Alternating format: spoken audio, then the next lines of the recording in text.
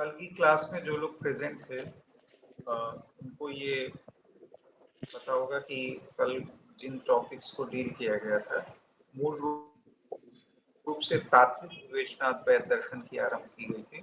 उसमें सबसे पहले आत्मा या ब्रह्म की अवधारणा के संदर्भ में कुछ विशिष्ट अवधारणाओं का विश्लेषण विवेचन किया गया। थोड़ा सा स्टार्टिंग में हल्की सी भूमिका देते हुए हम आज के टॉपिक के ऊपर आएंगे, जिसमें हम लोग ने कल डिस्कस किया था कि माया अविद्या या अध्यास संबंधी जो इनका विचार है उसको हम लोग देख लेंगे। फिर ईश्वर, जीव और साक्षी, इस विचार को देखने की ओर अग्रसर। ठीक है, तो ये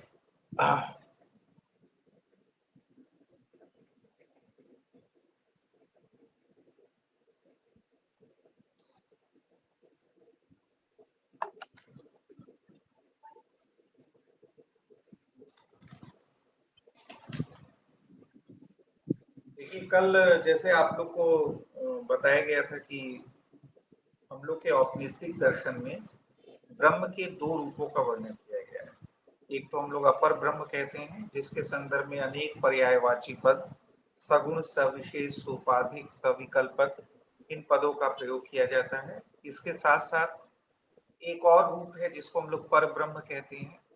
इसके संदर्भ में अनेक पर्यायवाची पद, निर्गुण, निर्विशेष, निर्विकल्पक, निरुपाधिक, इन सारे संदर्भों की चर्चा की जाए। इसके अलावा जो हमने एक और बिंदु की चर्चा की थी कि जो सगुण ब्रह्म है, इनके दो लक्षणों की चर्चा हम लोग के उपनिषदों में मिलती है। एक को हम लोग स्वरूप लक्षण कहते हैं, एक को तटस्थ लक्षण कहते हैं। तटस्थ लक्षण के रूप में हम लोग ने देखा था कि जो परम तत्व है उसको हम लोग किस प्रकार से ईश्वर के संदर्भ में जगत के उपादान निमित्त कारण के रूप में देख रहे होते हैं, और इसकी व्याख्या जन्मादस्य यतः के रूप में होती है। अर्थात यह जो परम तत्व है वह इस तटस्थ लक्षण के माध्यम से हम लोग देख रहे होते हैं कि ईश्वर के संदर्भ में यह जगत कारण बनता है, और यही ब्रह्म का तटस्थ लक्षण है, सगुण ब्रह्म का तटस्थ लक्षण। इसकी व्याख्या विवेचना हम लोग ने की। स्वरूप लक्षण के संदर्भ में हम लोग ने देखा कि सत, चित, आनंद, ये तीन स्वरूप लक्षणों की चर्चा की गई, और ये भी बताया गया कि इसमें कोई तात्विक भेद नहीं है। जो सत्य है वही चित्त है, और जो चित्त है वही आनंद है। ठीक है, तो आनंद ही मूल स्वरूप है, जिसके संदर्भ में हम लोग ने विवेचना की। फिर कुछ और महत्वपूर्ण विवेचनाएं थी जो वहां पर की गई, उसका विस्तार और पुनरावृत्ति आवश्यक नहीं है, इसलिए हम आगे बढ़ते हैं। और एक और महत्वपूर्ण बिंदु की चर्चा कल वाले क्लास में आप लोग के समक्ष की गई थी कि हमने थोड़ा सा इसकी ज्ञान मीमांसीय एक संदर्भ जो बनता है कि आरंभिक रूप से हमें ज्ञान कैसे संभव होता है, क्योंकि हमें मुख्य रूप से यहाँ पर यह विवेचित विश्लेषित करना था कि जो आत्मा की अभिव्यक्ति की जो तीन व्यवहारिक अवस्थाएं होती हैं उसमें किस प्रकार से सारी प्रक्रियाएं परिघटित होती हैं। जैसे हम लोग कहे जागृत अवस्था, स्वप्नावस्था और सुषुप्ति अवस्था, तो ये जो तीन व्यवहारिक अवस्थाएं हैं इसमें सारी प्रक्रियाएं किस प्रकार से परिघटित होती हैं, इसके संदर्भ में हमने थोड़ा सा प्रकाश डाला। यहाँ साक्षी चैतन्य का भी संदर्भ आया, और साक्षी के संदर्भ में भी हमने थोड़ी सी एक जिसको कहेंगे कि बहुत शॉर्ट में हम लोग एक अवधारणा समझने की कोशिश की। थोड़ा विस्तार में अभी हम कालांतर में जब ईश्वर, जीव और साक्षी वाले टॉपिक को डील करेंगे तो विस्तार से आपको साक्षी तत्व की अवधारणा के संदर्भ में विश्लेषण विवेचन करेंगे। ठीक है, तो ये आप लोग को थोड़ा सा स्पष्ट किया गया था और दिखाया गया था कि किस प्रकार से यहाँ सारी चीजें अंतःकरण के माध्यम से परिघटित होती हैं, और सारी चीजों में साक्षी चैतन्य किस प्रकार कार्य करता है, और विषय किस प्रकार से साक्षी चैतन्य के प्रकाश से प्रकाशित होता है। ये सारी चीजें हम लोग मत की सारी क्लासेस अपलोड हो रही हैं, और उसमें व्यूज दिख रहे हैं कि आप लोग में से बहुत कम लोग जाके उसको सुन रहे हैं। तो आप लोग ये जान लीजिएगा कि 10-12 दिन के बाद जब आप लोग का टेस्ट और इंटरेक्टिव सेशन होगा ना, तो फिर आप लोग को बहुत सारी चीजें उसमें देखनी होगी। इसलिए अभी से मेहनत करके 1-1.5 घंटा देके जो जो टॉपिक यहाँ डील किया जा रहा है उसको साथ साथ पढ़ते रहिए। बात के लिए मत रखिए, बाद में यहाँ साथ साथ सारी चीजों का इवोल्यूशन होता रहेगा, तो बाद में कुछ नहीं होगा। एक एक लोग पे हम ध्यान देंगे, और एक एक लोग से हम लोग कि हम इंटरेक्शन करेंगे कि सारी चीजें किस प्रकार से होंगी। ठीक है। हाँ उजाला जी, हैंड रेस किया, बताइए क्या कहना चाह रहे हैं। तो फिर हम लोग माया, अविद्या या अध्यास, इसकी अवधारणा की ओर बढ़ेंगे और इस पे हम लोग थोड़ा सा विश्लेषण विवेचन करेंगे। बताइए उजाला जी। प्रणाम सर। हाँ प्रणाम, बताइए। सर पूछ रहे थे कि अपलोड कहाँ पे हो रहा है सर ये रिकॉर्डिंग? हम अपने व्हाट्सएप का जो है लिंक भेज देंगे, अपने यूट्यूब चैनल का लिंक भेज देंगे अपने व्हाट्सएप ग्रुप पे। जो व्हाट्सएप ग्रुप है श्री अद्वैत एकेडमी, इस पे हम अपने यूट्यूब चैनल का लिंक भेज देंगे, उस पे अपलोड हो रहा है।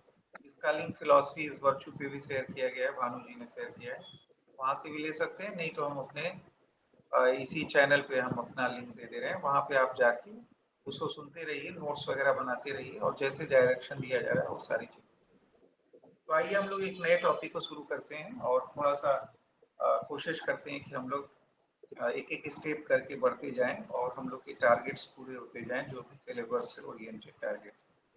तो देखिए, जैसा हमने आरंभ में भी कहा था कि माया संबंधी विचार, जब भी हम ईश्वर को पढ़ने की ओर अग्रसरित होंगे, ईश्वर संबंधी विचार को या जीव संबंधी विचार को अद्वैत दर्शन में आदि गुरु शंकराचार्य, तो इसके पूर्व आवश्यक है कि हम उनके माया संबंधी विचार को, क्योंकि ईश्वर भी एक प्रकार से मायोपित स्वरूप में स्वीकृत है यहाँ पर अद्वैत दर्शन में आदि गुरु शंकराचार्य, और ईश्वर को मायापति कहा गया है।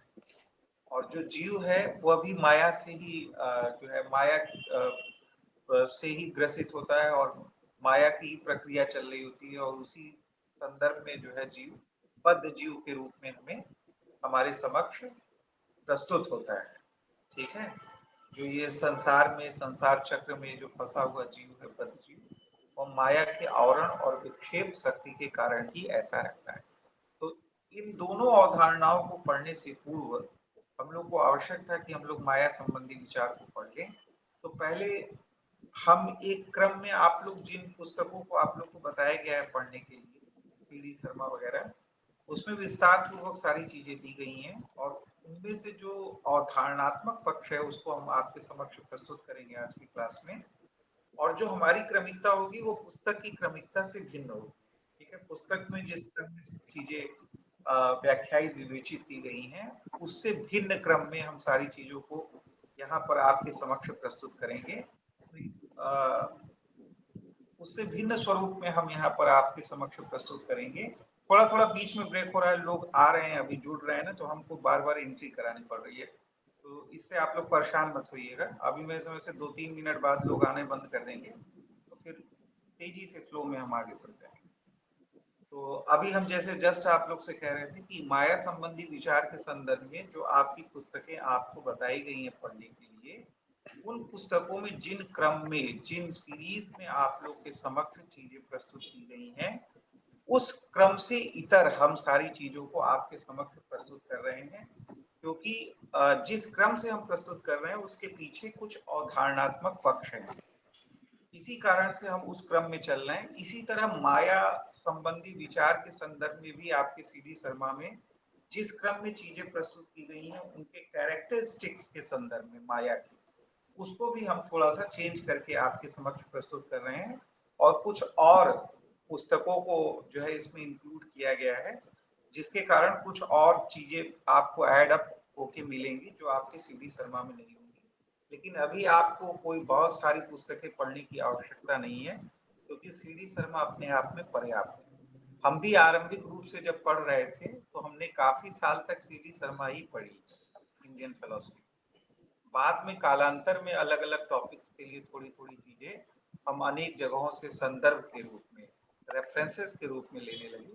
इसलिए आप लोग, ये बहुत लोगों के अंदर रहता है कि बहुत सारी पुस्तकें इकट्ठा कर लेते हैं, उससे कोई फायदा नहीं होता है। एक ब्रूस ली का कोट हम यहाँ पे आप लोग को मोटिवेशनल देना चाहेंगे कि ब्रूस ली कहता है ना कि बहुत सारे जो मार्शल आर्ट्स होते हैं ना, उनके बहुत सारे टेक्निक्स को सीखने से अच्छा है किसी एक टेक्निक को कायदे से सीखिए, उस पर कायदे से अभ्यास करिए, कायदे से मन लगा के पढ़िए। तो बहुत सारी पुस्तकों को इकट्ठा करने और बहुत सारे कंफ्यूजन्स को रखने से अच्छा है कि किसी एक पुस्तक को पढ़िए और दिल लगा के पढ़िए, ध्यान पूर्वक पढ़िए, उसकी विवेचना विश्लेषण करिए और धीरे-धीरे जैसे यहाँ पे गाइडलाइन दी जा रही है आपको और बहुत सारी चीजें अब वीडियोस में भी अपलोड हो रही हैं, तो वहाँ से अलग-अलग पॉइंट्स आपको मिलते रहेंगे, उनको इकट्ठा करते रहिए और धीरे-धीरे जैसे आप लोग शनय-शनय आगे बढ़ते चले जाएंगे विषय में, तो आपको खुद कुछ-कुछ रेफरेंसेस अलग-अलग पुस्तकों में मिलते रहेंगे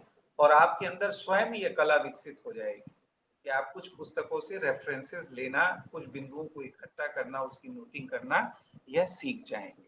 और जो लोग पहले से तैयारी कर रहे हैं, नेट वगैरह हैं, उनको ऑलरेडी ये सब पता ही होगा, तो उनको बहुत बताने की आवश्यकता नहीं है। जो नए लोग फिलॉसफी से जुड़े हैं, दर्शन शास्त्र विषय से अपने आप को जोड़ रहे हैं, ऐसे लोगों के लिए मैं ये वक्तव्य दे रहा हूँ।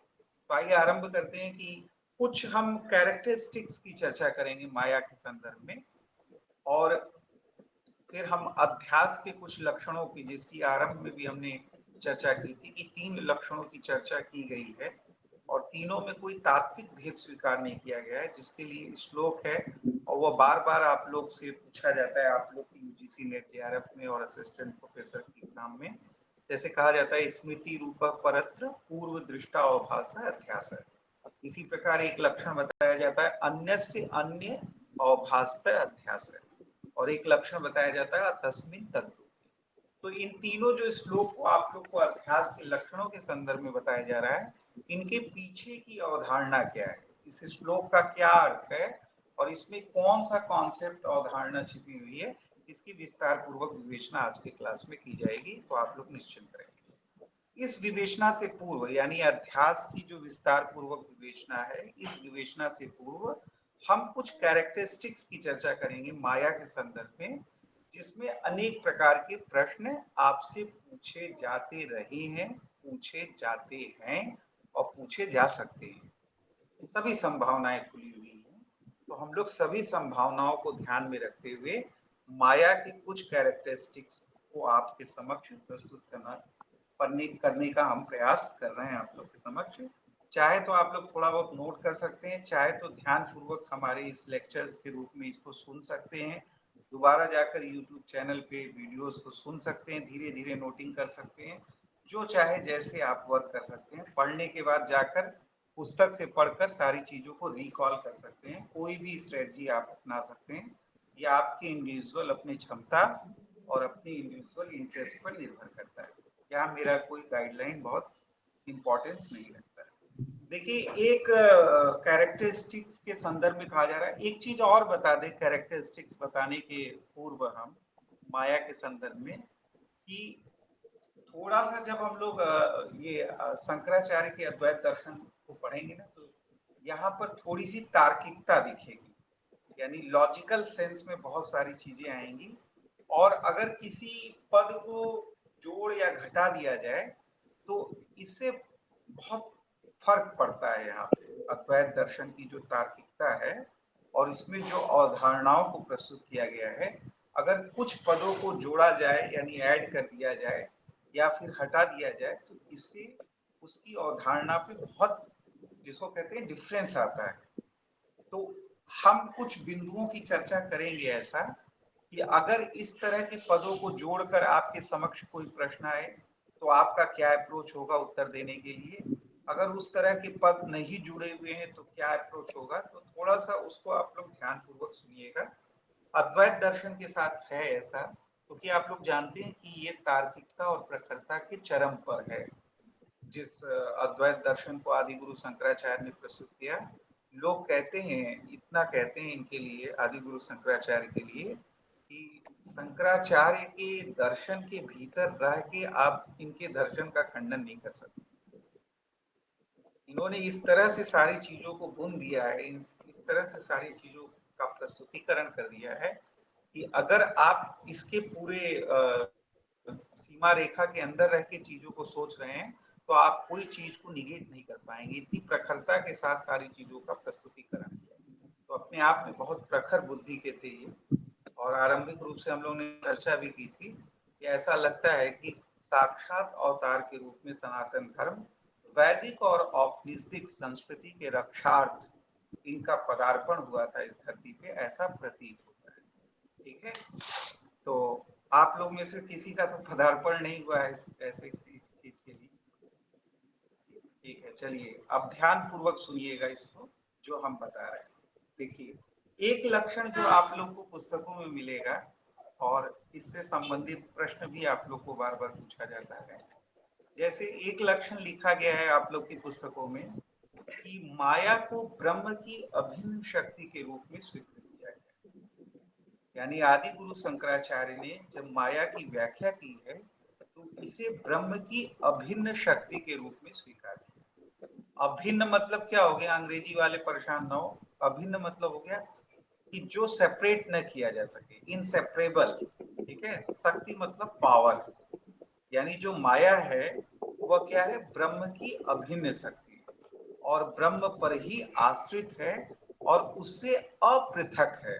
देखिए, ये सब पदों का प्रयोग किया जा रहा है, तो ध्यान पूर्वक सुनिएगा कि आपसे स्टेटमेंट पूछ सकता है कि आदि गुरु शंकराचार्य के माया संबंधी मत के संदर्भ में निम्नलिखित में से कौन सा वक्तव्य सही है, या निम्नलिखित में से कौन सा वक्तव्य सही नहीं है। किसी भी प्रकार से प्रश्न आ सकता है ना। और अगर उसमें कोट करके दे दे आपके ऑप्शन में कि माया ब्रह्म की अभिन्न शक्ति है, तो ठीक है, ये कि माना गया है, आदि गुरु शंकराचार्य ने व्याख्यायित किया है इसे, और माया को ब्रह्म की अभिन्न शक्ति के रूप में स्वीकार किया गया।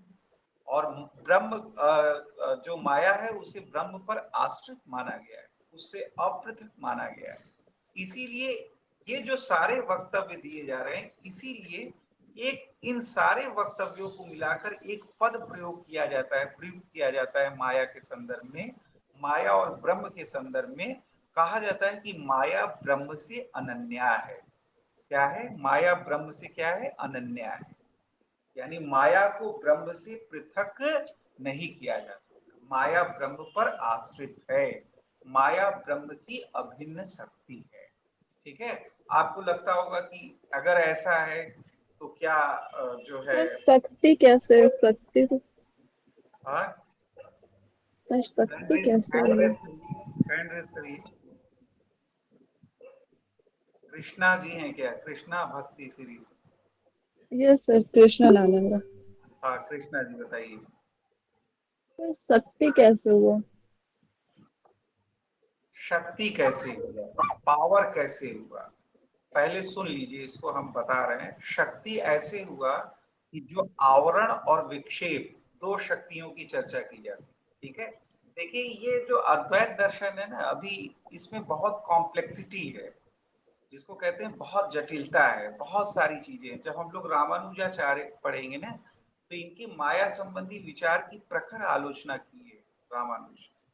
और जो आप प्रश्न उठा रही है ना, रामानुज भी उठाते हैं कि अगर हम माया को ब्रह्म से अभिन्न मानेंगे तो हम किस प्रकार से ब्रह्म को अविकारी मानेंगे। ठीक है, बहुत सारे प्रश्न उठते हैं, तो बहुत सारे प्रश्नों को आप अभी शांत करके शांत चित्त होकर माया संबंधी जो आदि गुरु शंकराचार्य के मत हैं, इनकी अवधारणाओं को जिस प्रकार विश्लेषित विवेचित किया जा रहा है उसको सुनने का प्रयत्न करें।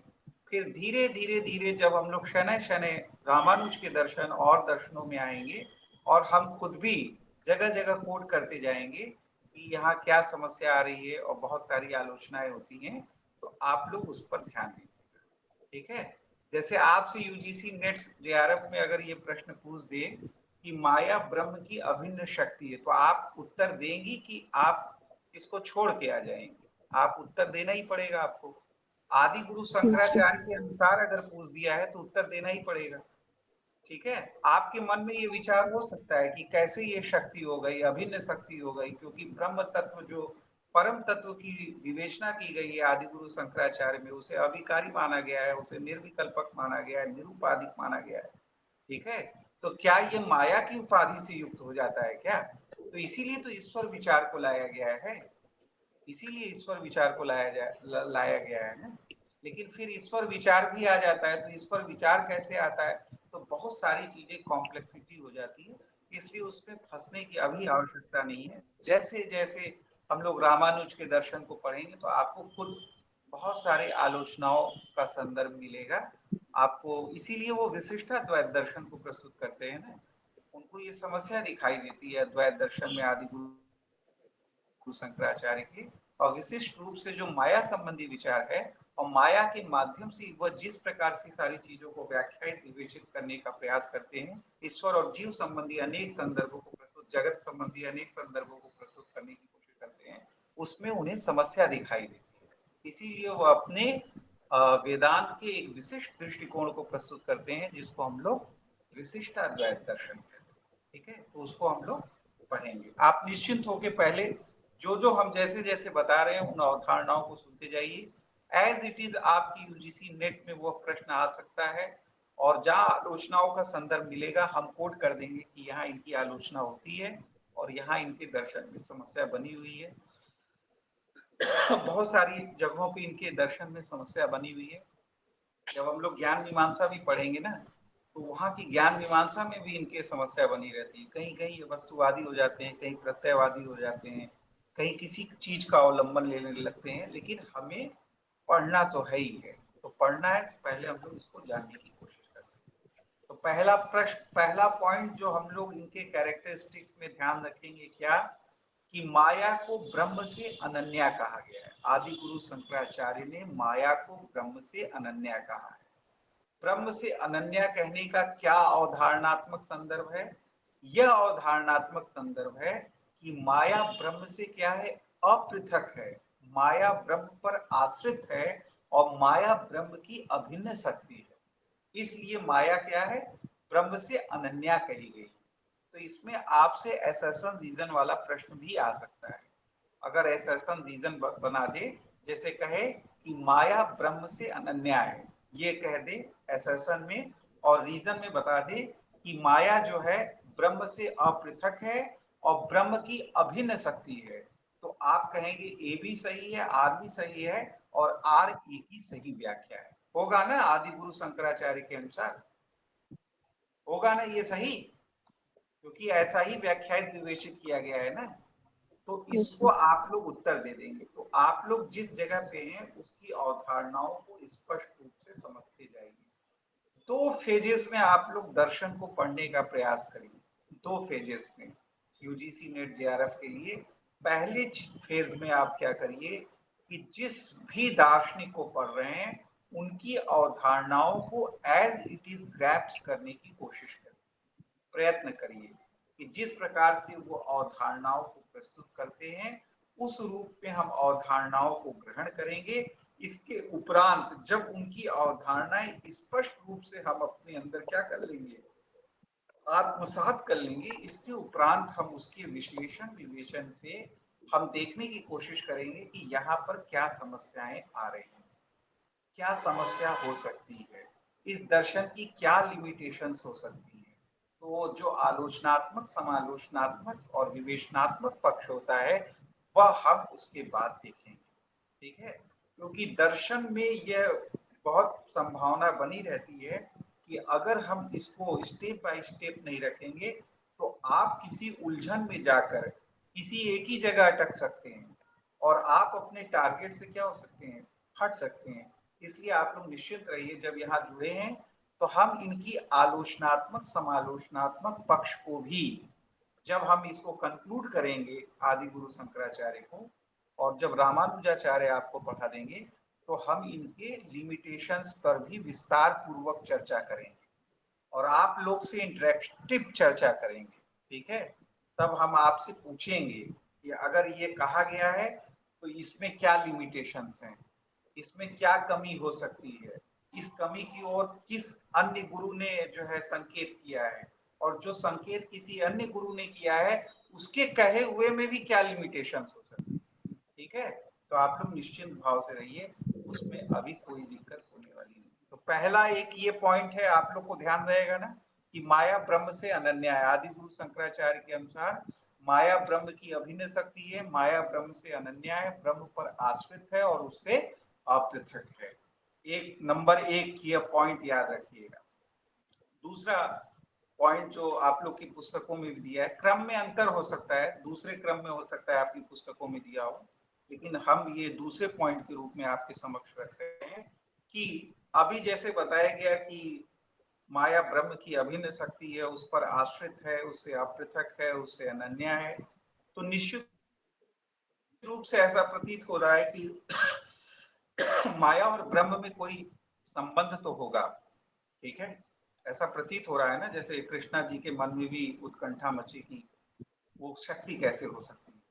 तो ये प्रश्न आता है कि अगर माया ब्रह्म पर आश्रित है, उससे अपृथक है, उसकी अभिन्न शक्ति है, उससे अनन्य है, तो क्या दोनों में कोई संबंध है क्या, जिस संबंध से वो ब्रह्म पर आश्रित होती है। तो इसके लिए जो आदि गुरु शंकराचार्य लक्षण बताते हैं माया के संदर्भ में और उसकी विवेचना करते हैं, वो कहते हैं कि माया ब्रह्म से अनन्या तो है, लेकिन अगर देखें जो पद प्रयुक्त कर रहे हैं, जो अगर जुड़ा हुआ मिल जाए आपको, कि अगर देखें वस्तुतः, यानी इन रियलिटी जिसको कहेंगे, इन रियलिटी या वस्तुतः पद अगर जुड़ जाए, तो हम कहेंगे विश्लेषण करके कि माया और ब्रह्म में किसी भी प्रकार का कोई संबंध संभव नहीं है। ठीक है, किसी भी प्रकार का कोई संबंध संभव नहीं है, क्योंकि आप लोग जान रहे हैं कि जो ब्रह्म है वह तीन प्रकार के जो संबंध, जिसको हम लोग कहते हैं ना, कि जिसको स्वगत भेद कहते हैं, ये सारी चीजें आप लोग जो लोग पहले से पढ़ते आ रहे होंगे, इन सारी चीजों को पढ़े होंगे, तो आप जान रहे हैं कि जो परम तत्व ब्रह्म है, इसमें किसी भी प्रकार का संबंध संभव नहीं, इसमें किसी भी प्रकार का, किसी भी प्रकार की किसी भी चीज की एग्जिस्टेंस संभव नहीं है, क्योंकि वह क्या है, निर्विकार है। तो इसीलिए कह रहे हैं कि भाई ये, इसीलिए इनके माया संबंधी विचार में हमेशा समस्या रही है, क्योंकि जब ये पूछा जाएगा कि क्या माया और ब्रह्म के बीच कोई संबंध है, तो आदि गुरु शंकराचार्य कहते हैं कि नहीं, वस्तुतः वास्तव में इन रियलिटी में देखें तो किसी भी प्रकार का कोई संबंध संभव नहीं है। न तो हम इनके भेद को कह सकते हैं इनमें संबंध है, ना हम अभेद को कह सकते हैं, जबकि हम कह रहे हैं अभी कि अनन्या है, जैसे लग रहा है कि हम अभेद स्थापित कर रहे हैं, लेकिन कह रहे हैं कि वस्तुतः कोई संबंध संभव नहीं है, न भेद का संबंध संभव है, न अभेद का संबंध संभव है, न भेदाभेद का संबंध संभव है। इन्होंने कहा है कि माया और ब्रह्म के बीच जो संबंध है वह क्या है, प्रातीतिक है। वो संबंध क्या है, प्रातीतिक है। प्रातीतिक है, यानी इन रियलिटी में कोई संबंध नहीं है, प्रातीतिक है। और इस प्रातीतिक संदर्भ के लिए जिस पद का प्रयोग किया गया है, उसको हम लोग कहते हैं तादात्म्य। इसीलिए कहा जा रहा है ना माया ब्रह्म से अनन्या। देखिए दिमाग पे जोर पड़ रहा होगा कि जैसे लग रहा है कि बहुत सारी कॉन्ट्राडिक्टरी चीजें आ रही हैं, तो दिमाग पे जोर पड़ेगा। आदि गुरु शंकराचार्य के दर्शन में दिमाग पर जोर पड़ेगा, क्योंकि यहाँ पर बहुत जटिलता के साथ चीजों को व्याख्यायित विवेचित करने की कोशिश की गई है। क्योंकि सत के जिस स्वरूप को एक्सट्रीम में ले जाकर इन्होंने स्वीकृत कर दिया है, स्वीकार कर दिया है, और कहा है कि जो सत्य है वह त्रिकाल में आबादित होता है, तो इस एक्सट्रीम पर जाने पर, जिस रूप में उन्होंने उसको स्वीकार करके सभी चीजों को कर लिया है, तो वहां पर अन्य चीजों की स्थिति बनाना, यानी जगत की स्थिति, बहुत सारी चीजों की स्थिति, उसकी विवेचना करना, वह उनके लिए हमेशा एक जटिल समस्या रही। और इन सभी विवेचनाओं के केंद्र बिंदु में क्या है, इनका माया, अविद्या या अध्यास संबंधी विचार ही है, जिसके माध्यम से ये सारी चीजों को व्याख्यायित विवेचित कर रहे हो। और इसी माया संबंधी विचार पर आपत्ति करके रामानुजाचार्य ने इस पर जो है 7 प्रकार की आपत्तियां की हैं, जिसे सप्त अनुपत्ति के रूप में जाना जाता है, यानी 7 प्रकार के तर्कों को प्रस्तुत किया है अपने ग्रंथों में, जिसकी चर्चा हम लोग रामानुजाचार्य के दर्शन में करेंगे। और इन्होंने अद्वैत के स्थान पर विशिष्टाद्वैत के दर्शन को प्रस्तुत किया। तो अब आप लोग 2 पॉइंट में चीजों को समझ गए कि 2 पॉइंट आप लोग ध्यान में रखिएगा। इसका थोड़ा सा दोहराव हम कल की क्लास में भी कर देंगे, तो आप लोग परेशान मत होइएगा। बार बार दोहराव करने से आपके मन में ये अवधारणाएं बैठ जाएंगी। पहली चीज कि यहाँ पर आप, जब भी आपके समक्ष ये अवधारणात्मक संदर्भ आएगा कि माया ब्रह्म से अनन्या है, माया ब्रह्म की अभिन्न शक्ति है, माया ब्रह्म पर आश्रित है, माया ब्रह्म से अपृथक है, तो इस अवधारणात्मक संदर्भ में आप हमेशा एफर्म रहिएगा कि आदि गुरु शंकराचार्य ने माया के संदर्भ में इस विचार को स्वीकार किया है। लेकिन अगर विवेचना विश्लेषण करें तो हम इन रियलिटी में देखेंगे कि वस्तुतः अगर आपसे कोई पूछ दे कि अगर माया ब्रह्म पर आश्रित है तो दोनों के बीच किस प्रकार का संबंध संभव है, या आदि गुरु शंकराचार्य ने किस प्रकार के संबंध को स्वीकृत किया है, तो आपका उत्तर क्या होगा? आप कहेंगे जो संबंध स्वीकार किया है वह संबंध प्रातीक संबंध है, जिसके लिए एक पद प्रयोग किया जाता है जिसको हम लोग कहते हैं तादात्म्य। इसीलिए कहा गया है कि माया ब्रह्म से क्या है? अनन्य।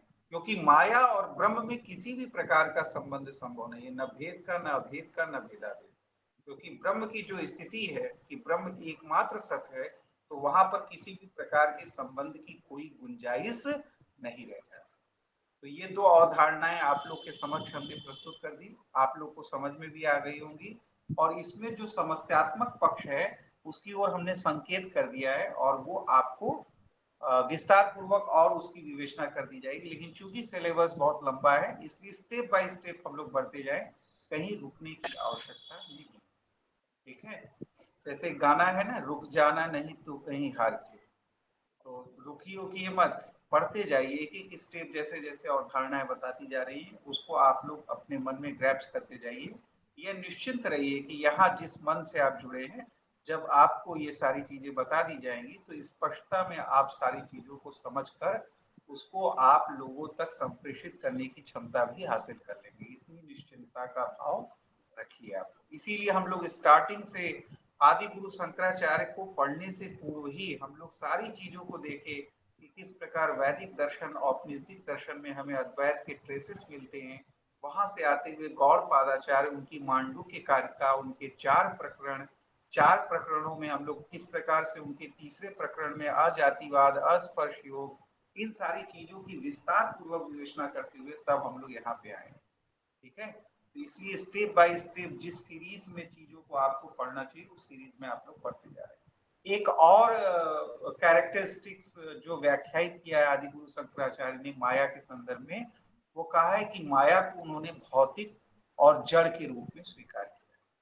तो माया का स्वरूप जो है किस रूप में स्वीकार किया है? भौतिक और जड़ के रूप में स्वीकार किया। अगर थोड़ा सा यहाँ कंपैरिजन हम एक थोड़ा हल्का सा कंपैरिजन बनता है, जो लोग पहले से दर्शन शास्त्र विषय से जुड़े हैं और सामान्य तौर पे पढ़ते होंगे, तो वो सांख्य योग दर्शन थोड़ा बहुत पढ़े होंगे, सांख्य योग दर्शन को पढ़े होंगे। तो सांख्य योग दर्शन में आप लोग जो प्रकृति संबंधी विचार पढ़ते हैं ना, कि वहां द्वैत दर्शन है, सांख्य दर्शन, द्वैत दर्शन है, सांख्य योग दर्शन, वहां दो तत्वों को स्वीकार किया जा रहा है, एक प्रकृति है और एक पुरुष है। ठीक है, तो जो प्रकृति है वहां पर जड़ स्वीकृत की गई है सांख्य दर्शन में। तो यहाँ पर जो व्याख्यायित किया जा रहा है माया संबंधी विचार ना, इस माया संबंधी विचार की सांख्य की प्रकृति के साथ बहुत सिमिलरिटी है, ये ध्यान दीजिएगा।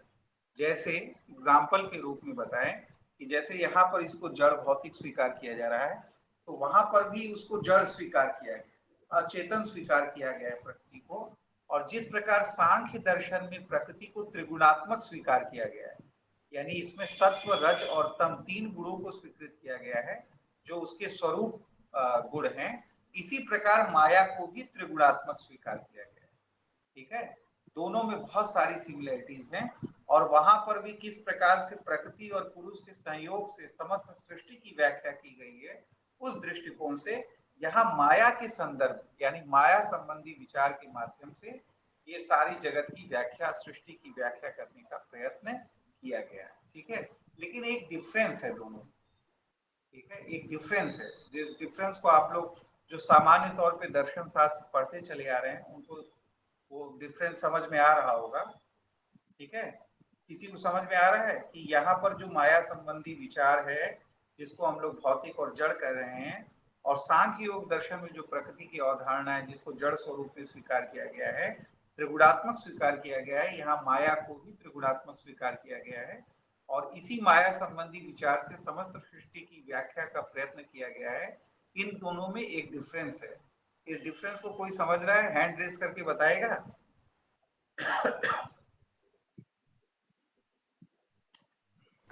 सर बताइए। बहुत सिंपल है। सर मुझे जहाँ तक लगता है कि जो सांख्य जो है प्रकृति को अचेतन मानते हैं लेकिन सक्रिय मानते हैं, लेकिन माया जो है वो तो सक्रिय भी है और सचेतन भी है।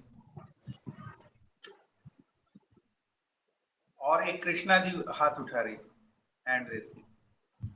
सर एक भौतिक जो आप बोल रहे हो वो, हाँ, सर भौतिक। अरे बहुत सिंपल है, आप लोग इतना ध्यान दीजिए, आप लोग पढ़ रहे हैं तो पहले से भी आप लोग ये देखिए कि वहां जो द्वैत है ना, यहाँ प्रकृति और पुरुष दोनों को स्वतंत्र तत्व के रूप में स्वीकार किया। ठीक है, वहां जो प्रकृति की स्थिति है क्या, वो एक स्वतंत्र तत्व के रूप में, लेकिन यहाँ जो है माया जो है वो स्वतंत्र तत्व के रूप में स्वीकार नहीं की गई है। माया को क्या स्वीकार किया गया, ब्रह्म पर आश्रित स्वीकार किया गया।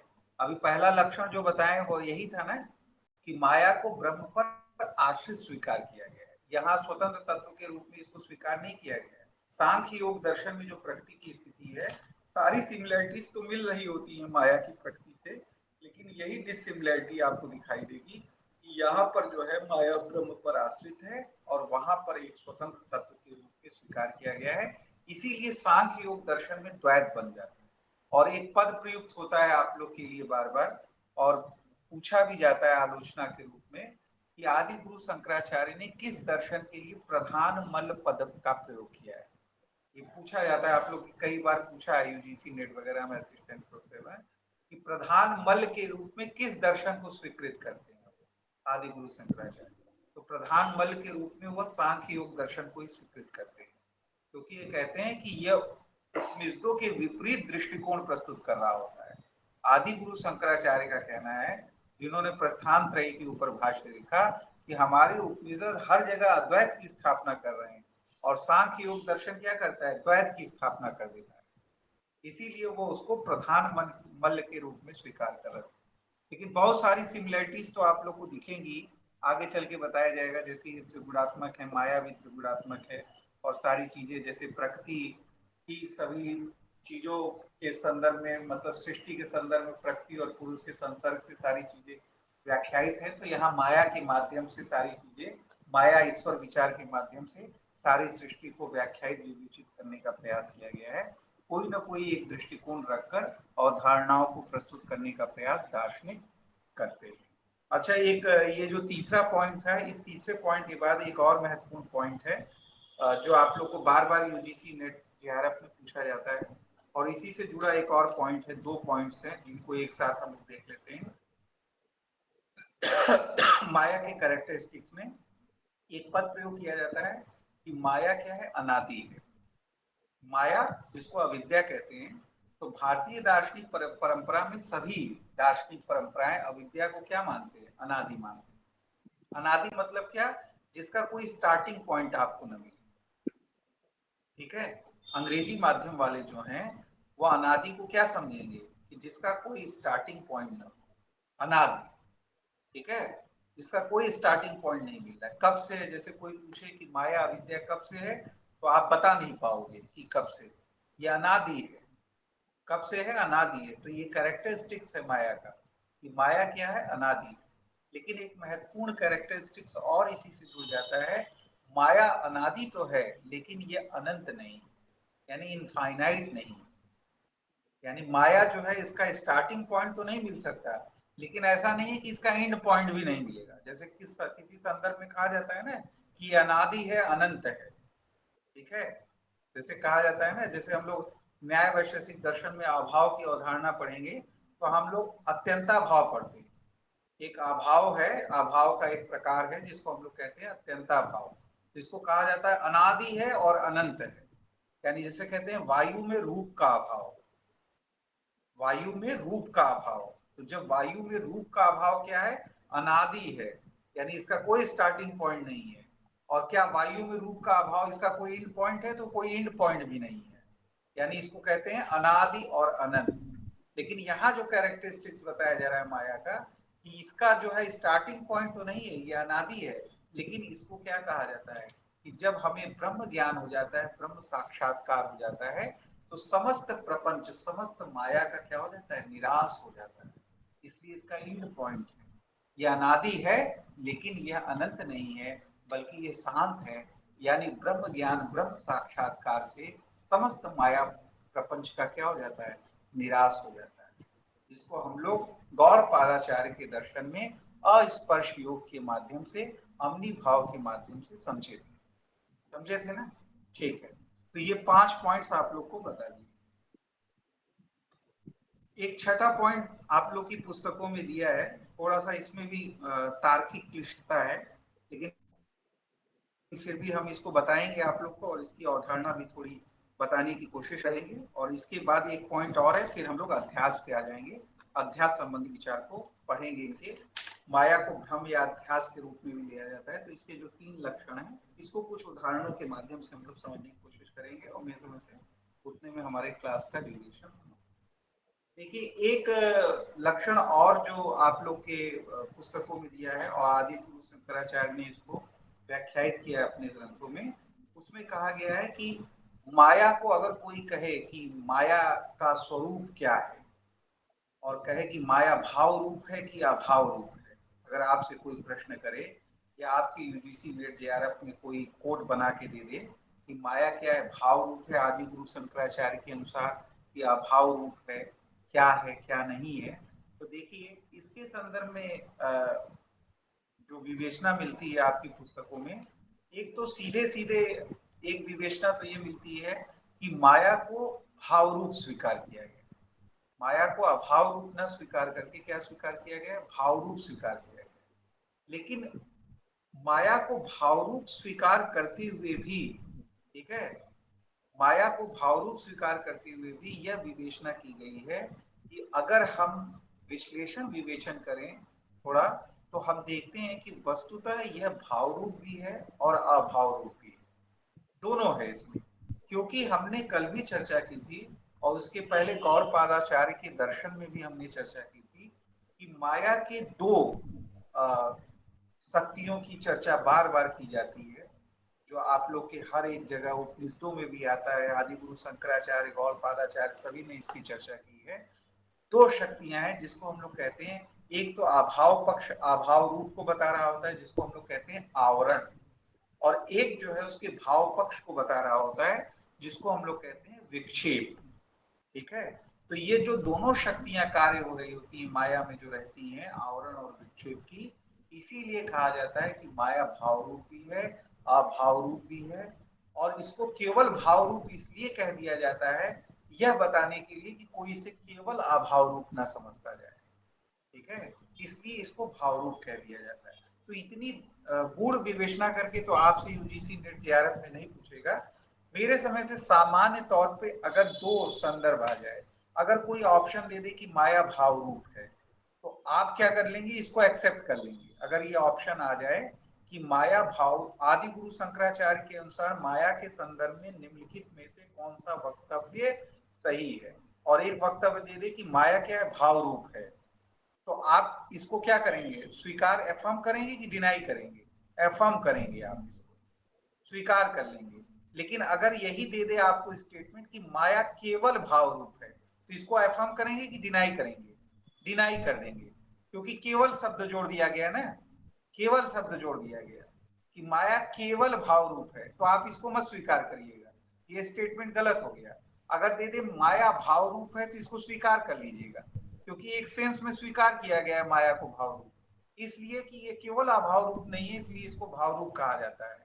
और अगर एक स्टेटमेंट यह दे दे, यह दोनों स्टेटमेंट न दे, और बल्कि यह स्टेटमेंट दे दे कि माया भाव रूप भी है और अभाव रूप भी है, तो इसको एफर्म करेंगे कि डिनाई करेंगे? एफर्म करेंगे इसको, ठीक है, समझ में आ रहा है ना? इसको भी एफर्म करेंगे आप, इसको भी एफर्म करेंगे कि माया भाव रूप है और अभाव रूप है। अगर ये स्टेटमेंट पूछ रहा है तो आप कहेंगे कि सही है स्टेटमेंट। अगर ये स्वीकार करने के लिए पूछ रहा है तो आप स्वीकार करेंगे कि हाँ, माया भाव रूप भी अभाव रूप भी है। अगर ये स्टेटमेंट दे दे कि माया भाव रूप है, तो इसको भी एफर्म स्वीकार कर लेंगे, अगर स्वीकार करने के लिए दे रहा है तो। अगर ये स्टेटमेंट दे दे कि माया केवल भाव रूप है, तो इसे डिनाई कर देंगे। अगर आपसे ये पूछ दे कि माया केवल अभाव रूप है, तो इसको भी डिनाई कर देंगे आप, ठीक है। तो ये अवधारणा आप लोग ध्यान पूर्वक रखिएगा, ठीक है। तो अभी तक आप लोग को 6 बिंदुओं को स्पष्ट कर दिया गया है। एक अगर हम थोड़ी सी स्पीड में इन सारी चीजों को 6 को एक बार आपके समक्ष पहले रख दें कि माया को ब्रह्म से अनन्या स्वीकार किया गया है, यानी ब्रह्म से अपृथक स्वीकार किया गया है, ब्रह्म पर आश्रित स्वीकार किया गया है, ब्रह्म की अभिन्न शक्ति के रूप में स्वीकार किया गया। नंबर 1। नंबर 2 बताया गया है कि वास्तव में देखा जाए तो जो माया और ब्रह्म है, इनके बीच किसी भी प्रकार का संबंध संभव नहीं। इनके बीच जो संबंध संभव है वह प्रातीतिक संबंधी संभव है, जिसके लिए तादात्म्य पद का प्रयोग किया जाता है। नंबर 3, माया को भौतिक और जड़ के रूप में स्वीकार किया गया। नंबर 4, माया को अनादि स्वीकार किया गया है, लेकिन क्या है, यह अंतवान है, यानी ब्रह्म साक्षात्कार, ब्रह्म बोध, ब्रह्म ज्ञान से इसका निराश हो जाता है, यानी इसका स्टार्टिंग पॉइंट तो नहीं है लेकिन इसका एंड पॉइंट है। और छठा पॉइंट जो है आप लोग के पास जो रखा गया है, छठा बिंदु रखा गया है कि अगर आपसे ये पूछा जाए कि माया का स्वरूप क्या है, भाव है कि अभाव है, तो वस्तुतः माया का स्वरूप भाव भी है अभाव भी है, क्योंकि माया में दो शक्तियां कार्य कर रही होती हैं। एक तो आवरण की शक्ति होती है जो किसी मूल स्वरूप को क्या कर देती है, ढक देती है, और मूल स्वरूप को ढककर उसके ऊपर किसी अन्य स्वरूप का क्या कर देती है, आरोपण कर देती है। तो आवरण और विक्षेप दो शक्तियां कार्य कर रही होती है, जिसको एक को हम कहते हैं भाव शक्ति और एक को कहते हैं हम अभाव शक्ति। इसलिए माया भाव रूप भी है अभाव रूप भी है। और माया को हम अगर यह भी आपकी समझ स्टेटमेंट दे दें कि माया भाव रूप है, तो आपसे भाव रूप है इस रूप में भी आप इसको स्वीकार कर लेंगे, अगर बहुत एनालिसिस करके आपके समक्ष प्रस्तुत कर।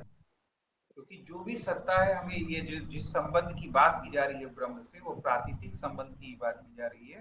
तो ये असत तो नहीं है, नितांत रूप से असत भी नहीं है, क्योंकि एक्सट्रीम सेंस में सारी चीजों को हम लोग देखते हैं कि आदि गुरु शंकराचार्य के अद्वैत दर्शन में सत और असत को दोनों एक्सट्रीम सेंस में व्याख्यायित विवेचित किया गया है। कि जहां सत को कहा जाता है कि ये त्रिकाल में अबाधित है, और असत को कहा जाता है कि इसकी प्रतीति भी संभव नहीं, यानी त्रिकाल में इसका कोई अस्तित्व भी संभव नहीं, इस रूप में व्याख्यायित किया जाता है।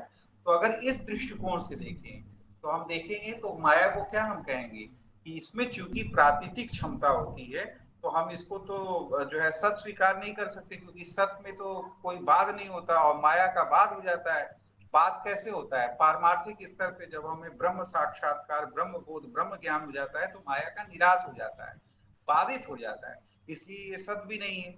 लेकिन चूंकि इसमें प्राकृतिक क्षमता होती है, आवरण और विक्षेप के द्वारा ये सारी चीजों को कर रहा होता है, प्रतीति को पैदा कर रहा होता है, अपीयरेंस को पैदा कर रहा होता है, इसलिए हम इसको नितांत असत भी नहीं कर सकते।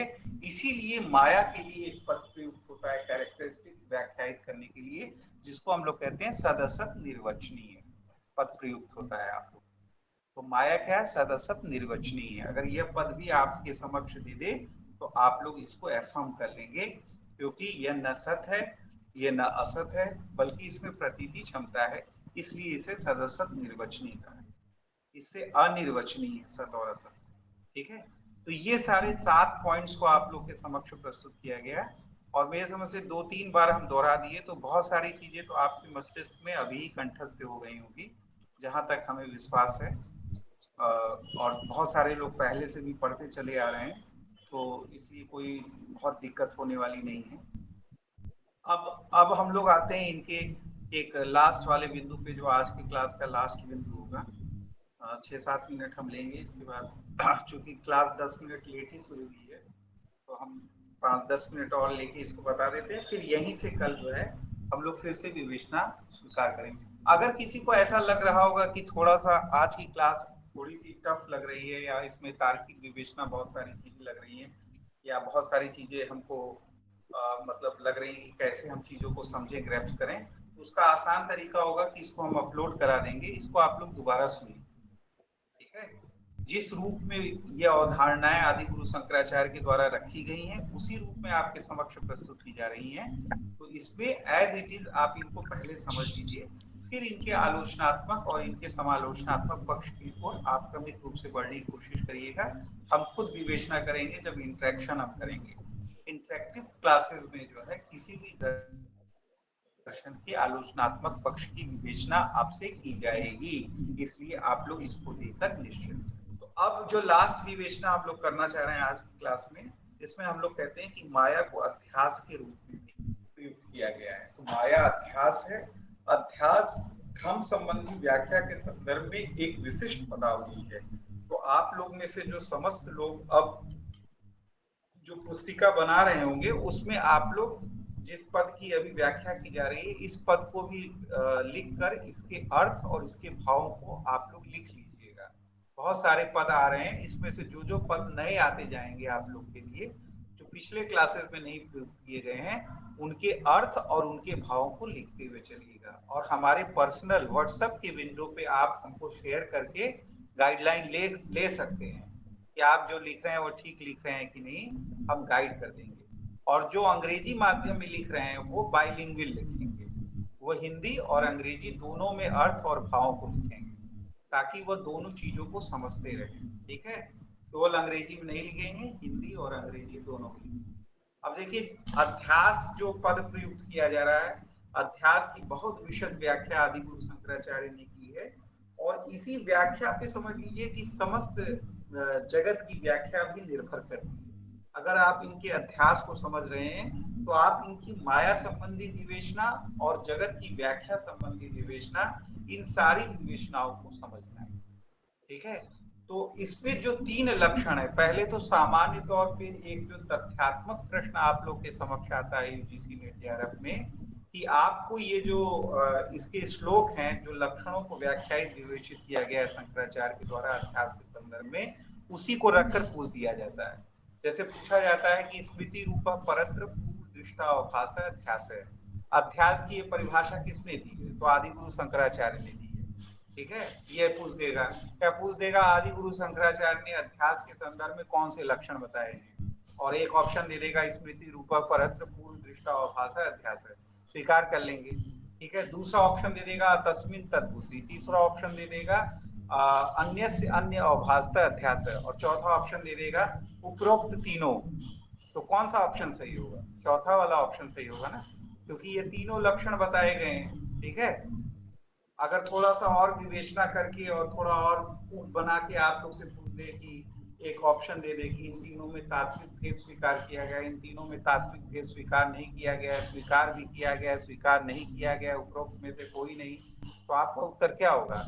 इन तीनों लक्षणों में जो अध्यास के 3 लक्षण बताए गए, इनमें कोई तात्विक भेद स्वीकार नहीं किया गया, ये कहा गया। ठीक है, तीनों एक ही चीज को बता रहे होते हैं, अध्यास के स्वरूप को व्याख्यायित विवेचित कर रहे होते हैं। तो अब हम लोग स्टार्ट करते हैं पहला जो इनका लक्षण जो बताया गया है अध्यास का, इसका अभिप्राय क्या है, कुछ उदाहरणों के माध्यम से हम लोग इसको समझने की कोशिश करेंगे।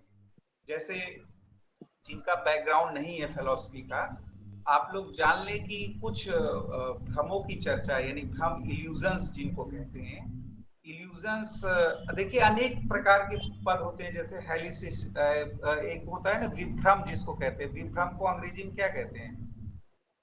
हेलो कुछ करके कहते हैं उसको, हेलुसिनेशन। हेलुसिनेशन कहते हैं। तो जो ये कहते हैं इसको विभ्रम, हिंदी में पद प्रयुक्त होता है उसका विभ्रम, और अंग्रेजी में जो है इसी तरह इल्यूजन, इसको हिंदी में हम लोग कहते हैं भ्रम। और एक पद होता है जिसको हम लोग कहते हैं डाउट, संशय। तो आप लोग जान रहे होंगे जिनका बैकग्राउंड नहीं है तो सामान्य तौर पे इनको पर्यायवाची के रूप में प्रयुक्त कर दिया जाता है, लेकिन आप जब इसकी दार्शनिक विवेचना करेंगे तो आपको पता चलेगा जो ये भ्रम है, जो ये विभ्रम है, जो ये संशय है, इनकी विवेचना अलग अलग है। ठीक है, इनका अर्थ भी अलग है, इनका भाव भी अलग है। तो इसकी विवेचना आप तब समझ पाएंगे जब इसको दार्शनिक दृष्टिकोण से आप देखने की कोशिश करेंगे।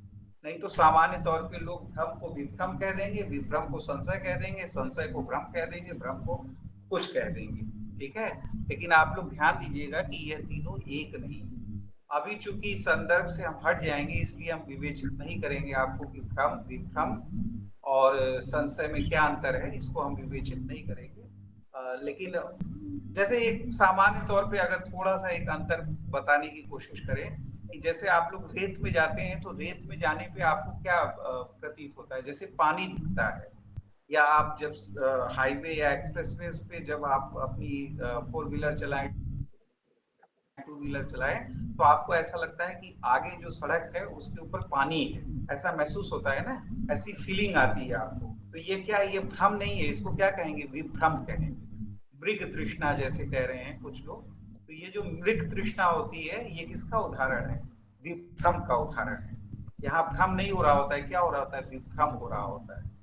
ठीक है। और जब हम लोग यह उदाहरण आपको देते हैं, जैसे जो लोग बैकग्राउंड के नहीं होंगे, ट्रेडिशनली भ्रम में हमेशा बार बार दो एग्जाम्पल्स आता है, एक रज्जु और सर्प का उदाहरण आता है और एक सुक्ति और रजत का आता है। सुक्ति आप लोग समझ रहे हैं ना, सेल जो होता है, और रजत सिल्वर, ठीक है। जो कभी कभी सीपी होती है, जो सुक्ति होती है, जो सेल होता है वो चमकता है ना, तो कभी कभी भ्रम हो जाता है कि वो चांदी है, ऐसा भ्रम होता है ना। इसी तरह कभी कभी जो रस्सी पड़ी रहती है, रोप पड़ी रहती है आड़ी तिरछी, तो आपको भ्रम हो जाता है कि आप क्या समझ जाते हो, उसको सर्प समझ जाते हो। और जब भ्रम दशा में होते हो तो सारे रिएक्शंस आते हैं, आपको पसीना होने लगता है, आप डर जाते हो, भयभीत हो जाते हो, वहां से भाग खड़े होते हो। तो ये सारी परिघटनाएं होती हैं, ये भ्रम के संदर्भ में होती है। इसी तरह संशय के संदर्भ में आपको एक एग्जाम्पल दिया जाता है, पुरुषवा या स्थाणुवा। ये संस्कृत का एक पद प्रयुक्त किया जाता है संशय के संदर्भ में, डाउट के संदर्भ में। जैसे कई लोग दूर से जब आप देखेंगे तो कुछ पेड़ों में जो है कुछ उभरा सा निकला हुआ रहता है, जैसे लगता है किसी का सर निकला हुआ है उसके तने में। तो आपको स्थाणु उसको कहते हैं। तो दूर से जब आप देख रहे होते हैं तो आपको लगता है कि जैसे कोई आदमी है, आपको ऐसा डाउट हो जाता है, तो आप वहां कहते हो पुरुष हुआ स्थाणु हुआ, यानी ये पुरुष है कि क्या है, कि ये तने की जो है वो निकली हुई है, कोई उपहार निकला हुआ है, आप यहाँ पर निश्चय नहीं कर पाते। तो ये जो परिघटना घटित होती है इसको हम लोग संशय कहते हैं। तो आप लोग ये समझ पाए। अब ये अध्यास आप पढ़ने जा रहे हो, तो अध्यास इन तीनों में क्या है, अध्यास इन तीनों में क्या है, अध्यास इन तीनों में क्या है, भ्रम है। ये विभ्रम और संशय नहीं है, बल्कि क्या है, भ्रम है। यानी भ्रम के संदर्भ में अध्यास पद का प्रयोग आदि गुरु शंकराचार्य के अद्वैत दर्शन में किया गया और इसके 3 लक्षणों को बताया गया। ठीक है। तो अभी हम लोग एग्जाम्पल एक ले लेंगे, सुक्ति और रजत, या फिर रज्जु सर्प का एग्जाम्पल लेके इनके इस लक्षण को व्याख्यायित करने की कोशिश करेंगे। जो पहला लक्षण उन्होंने बताया है, स्मृति रूप परत्र पूर्व दृष्टावभास अध्यास है। आप समझिएगा, इसमें जो एक एक पद को हम व्याख्यायित करने की आपके समक्ष कोशिश कर रहे हैं कि देखिए, एक आ रहा है पद स्मृति रूप, यानी स्मृति रूप। एक पद आ रहा है परत्र, परत्र। और एक पद आ रहा है पूर्व दृष्टा, पूर्व दृष्टा यानी पूर्व दृष्ट, पहले से देखा हुआ। और एक पद आ रहा है अवभास, अध्यास। तो ये 4 पद आ गए आपके समक्ष, इनकी व्याख्या आप समझ लीजिएगा। एक पद आ गया स्मृति रूप, एक पद आ गया परत्र, एक पद आ गया पूर्व दृष्ट, पूर्व दृष्ट, एक पद आ गया अवभास, और यही 4 पद मिलकर क्या बनते हैं, अध्यास। और इसी का श्लोक क्या है, स्मृति रूप परत्र पूर्व दृष्टावभास अध्यास है। अब इसकी विवेचना समझ लीजिए, व्याख्या। ये 4 पद तो आप लोग समझ लीजिए कि देखिए, ये कहा गया, आदि गुरु शंकराचार्य ने कहा है कि जो ये अध्यास है वह एक विशिष्ट प्रकार का अवभास है। जो अध्यास है, जो भ्रम होता है, वह एक विशिष्ट प्रकार का अवभास होता है। अवभास मतलब कि किसी चीज का एक विशिष्ट प्रकार का आभास होना। आभास जिसको हम लोग कहते हैं ना कि आभास होता है, हमें कोई चीज आभासित हो रही होती है, तो वो कहते हैं आदि गुरु शंकराचार्य की जो अध्यास होता है वह एक सामान्य आभास न होकर बल्कि एक विशिष्ट प्रकार का आभास होता है। यानी एक ऐसा आभास होता है जो कालांतर में क्या होता है, निरसित हो जाता है। यानी कालांतर में क्या होता है, उसका निरसन हो जाता है।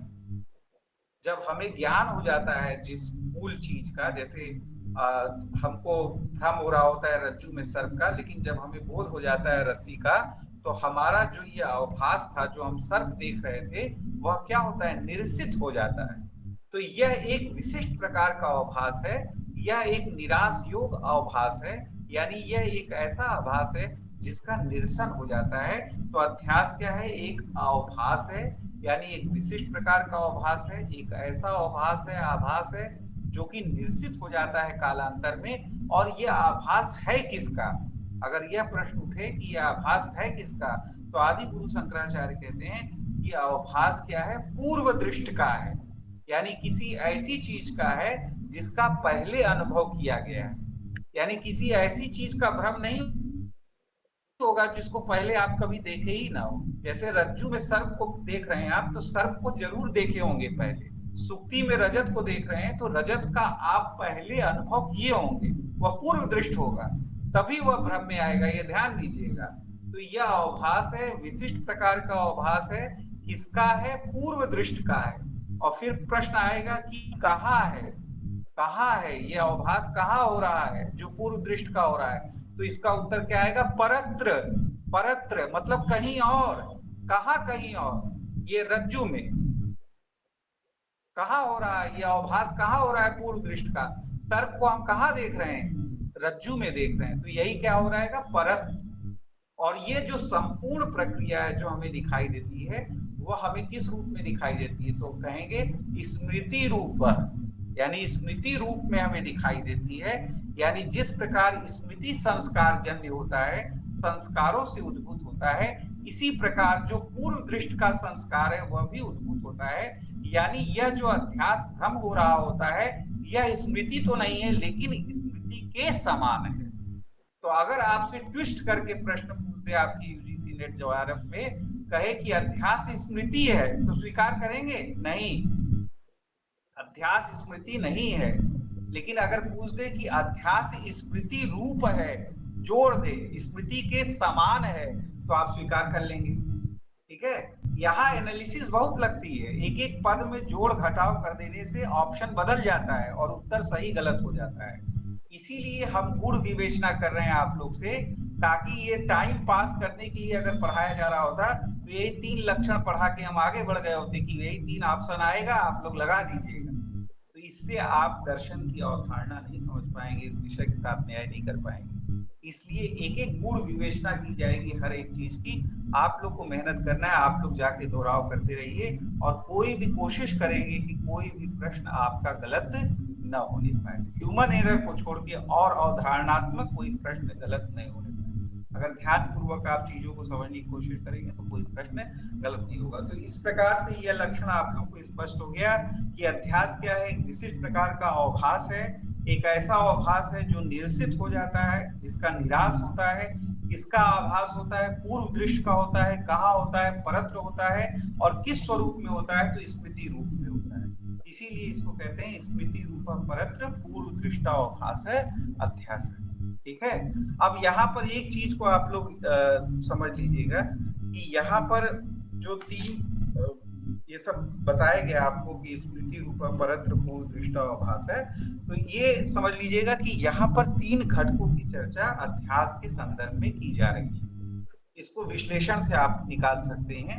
3 घटकों की चर्चा की जा रही है, जिस घटक को आपको समझना अत्यंत आवश्यक है। एक घटक है जिसको हम लोग कहते हैं अधिष्ठान। क्या घटक है, कौन सा पदावली प्रयुक्त कर रहे हैं, अधिष्ठान। तो अधिष्ठान जो होता है, अधिष्ठान अंग्रेजी वाले लोगों को हम कहेंगे अधिष्ठान का मतलब क्या है, मतलब कि वह सबस्ट्राटम या बेस जिसपे यह परिघटना घटित होती है।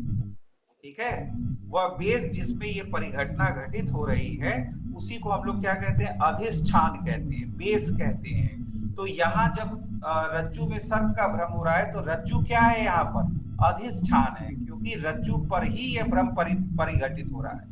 तो जो परत्र पद का प्रयोग हो रहा है वह किस घटक की ओर इंगित कर रहा है, अध्यास के अधिष्ठान की ओर इंगित कर रहा है। तो आप लोग जानिएगा कि ये क्या है, अधिष्ठान है। और दूसरा है, परेशान मत होइए, बस क्लास 2-4 मिनट में बस खत्म हो जाएगी, क्योंकि ये 3 घटकों को तो हम बता ही दें।